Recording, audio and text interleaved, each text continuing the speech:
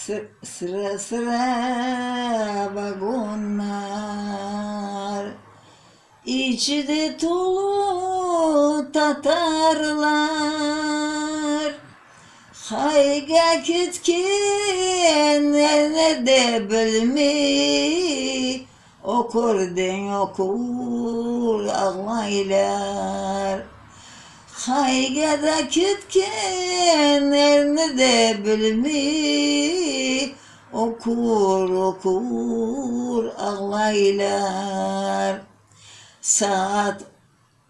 Gece saat 12'de uyattılar yuhumdan. 12'de kar uskatta verip çıkardılar vetandan.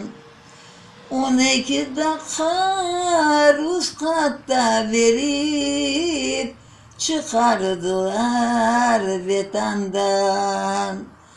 Ah anaylar, anaylar, aksakallı babaylar, kar tuğanda hor olduk deyip okurden okur ağlaylar. Kart olganda hor olduk deyip okurden okur ağlaylar.